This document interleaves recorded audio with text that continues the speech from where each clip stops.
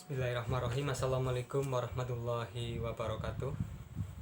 Selamat pagi, salam sejahtera pada kita semua. Mudah-mudahan kita selalu dalam keadaan sehat, rezeki lancar, dan mendapatkan keberkahan. Allahumma amin. Pembelajaran kali ini saya menggunakan media YouTube. Mudah-mudahan lebih efektif, lebih efisien. Apabila nanti ada pertanyaan atau ada kesulitan, silakan japri atau komen di bawah. Kemudian jangan lupa subscribe ya. Mudah-mudahan nanti dengan diberikan kelancaran, nilai yang bagus, otomatis rezeki lancar dan kesehatan.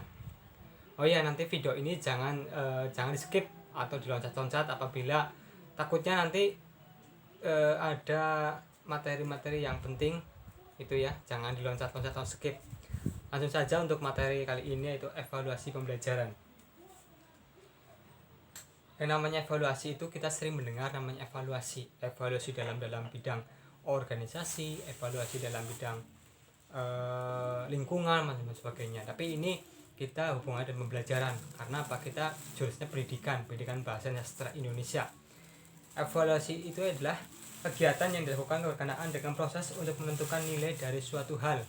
Misalkan dengan nanti setelah pembelajaran pasti ada namanya evaluasi ya.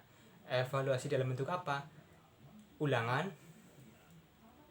itu dalam bentuk apa? Tes ya, tes ulangan, kemudian ada pengayaan dan sebagainya. Jadi evaluasi itu lebih umum ya, tapi tes ulangan kemudian pengayaan itu lebih khusus. Nah, itu namanya evaluasi. Pembelajaran itu apa? Kegiatan di mana kita mentransfer ilmu kepada anak didik, itu pembelajaran ya. Kemarin sudah mengumpulkan tugas mengenai apa itu nilai, apa itu tes, apa itu pengayaan, apa itu ulangan, apa itu tugas dan sebagainya. Itu kemarin sudah mengerjakan, sudah mengumpulkan. Ini tinggal saya menjelaskan karena sebentar lagi UTS. Mudah-mudahan jenengan diberikan kesehatan, keselamatan karena situasi seperti ini. Mudah-mudahan saya menjelaskan ini lebih efektif, lebih efisien ya. Langsung saja untuk perbedaan evaluasi ya. Evaluasi lebih luas ruang lingkupnya dari penilaian, sedangkan penilaian lebih terfokus. Nah, tadi saya jelaskan bahwa evaluasi itu sifatnya umum ya. Kalau nilai itu khusus, nilai itu bisa bersifat angka, bisa bersifat deskripsi. Misalkan, coba kamu nilai orang itu, pasti kamu mendeskripsikan orang ini, itu, nah sebagainya. Tapi kalau nilai angka, pasti itu hubungannya dengan, misalkan ada tes, dinilai apa nilai 80 atau 100 atau 50, nah itu sebagainya. Itu nilai dapatnya dari mana? Dari hasil tes ya, tes.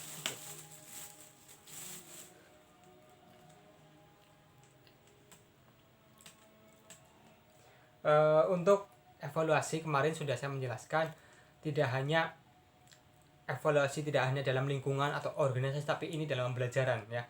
Jadi kemarin nilai itu adalah sebuah ukuran untuk mengukur bagaimana anak itu sesuai dengan KKM atau kriteria ketuntasan minimal ya. Misalkan bahasa Indonesia KKM-nya 70, misalkan diadakan tes nilainya 60, berarti diadakan remedi. Remedi itu sifatnya untuk memperbaiki nilai yang tadi itu, yang nilainya 60, sehingga dibikin remedi agar nilainya lebih baik lagi. Kemudian pengayaan ini hampir sama dengan remedi ya. Pengayaan ini hampir sama dengan remedi, memperbaiki. Kemudian ada soal itu apa? Alat untuk mengukur pengetahuan siswa atau seorang. Misalnya bahasa Indonesia, silakan buatkan puisi dengan tema pahlawanan. Nah, nanti kamu sudah memiliki kriteria penilaian seperti apa. Misalkan sesuai dengan tema, nilainya misalkan 5 skornya. Kemudian keluar dari tema ya 1. Nah, itu soal. Kemudian soal juga ada kriterianya. Bagaimana kriteria soal? Yang pertama, ada sedang, ada mudah, dan ada sulit ya, ada sulit. Misalkan membuat soal berjumlah 100, tidak semuanya mudah, tidak semuanya sulit, tidak semuanya sedang. Jadi sedangnya juga ada, mudahnya juga ada, sulitnya juga ada. Bagaimana cara untuk mengukur seperti itu? Kita bagi dulu, misalkan 100 bagi 3, karena 3 kriteria tadi yang dijelaskan, ada mudah, sedang, sulit. Misalkan 100 bagi 3, jumlahnya sekitar 32 ya, 32 susah, 32 mudah, 32 sedang.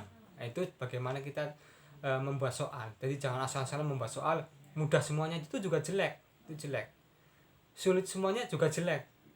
Nah, itu. Misalkan nanti ada juga pengukuran soal. Soal nomor 1. Jumlah siswa dalam kelas 10. Nomor 1 kok betul semua dari 10 siswa itu juga jelek. Soal yang jelek itu ya. Salah semua juga soal jelek, itu harus ada kriteria-kriteria yang harus dilakukan. Misalkan dari satu nomor itu nomor 1, jumlah siswa 10, misalkan yang menjawab betul 5, 6, 4, sudah mendekati baik.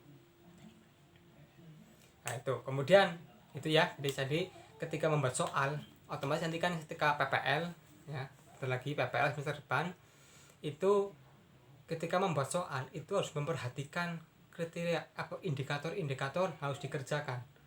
Ada indikator susah, sedang, dan sulit ya. Jangan susah semua, mudah semua, sedang. Kalau semua seperti itu juga tidak baik gitu ya. Kemudian ada ulangan ya, ulangan. Biasanya kalau ulang itu dilakukan ketika sudah menjelaskan materi berapa pertemuan, misalkan 3 pertemuan atau 4 pertemuan, baru diadakan ulangan harian ya. Ulangan harian boleh, isian boleh, bilang ganda juga boleh, itu bebas. Tapi juga memperhatikan kriteria tadi, ada sedang, ada mudah, ada susah atau sukar. Itu istilah lain dalam dunia pendidikan, ada hot dan lot. Lot itu hubungannya dengan mudah dan sedang. Tapi kalau hot dan saya ulangi, kalau hot itu hubungannya dengan sulit, susah atau sukar ya. Silakan nanti dengan bisa buka saja di buku atau di internet yang namanya hot, HOTS ya. Kemudian LOTS, nah itu silakan cari saja nanti di internet atau di buku. Untuk untuk UTS nanti saya akan memberikan soal, misalkan apa itu nilai, apa itu tes, bagaimana mengukur pengetahuan siswa, dengan apa mengukurnya ya. Nanti UTS seperti itu. Kemudian untuk untuk cara, harusnya ini ada praktek ya. Kalau praktek kan tatap muka langsung, jadi mudah. Karena ini terhambat seperti ini ya, kita harap maklum, terhambat keadaan seperti ini.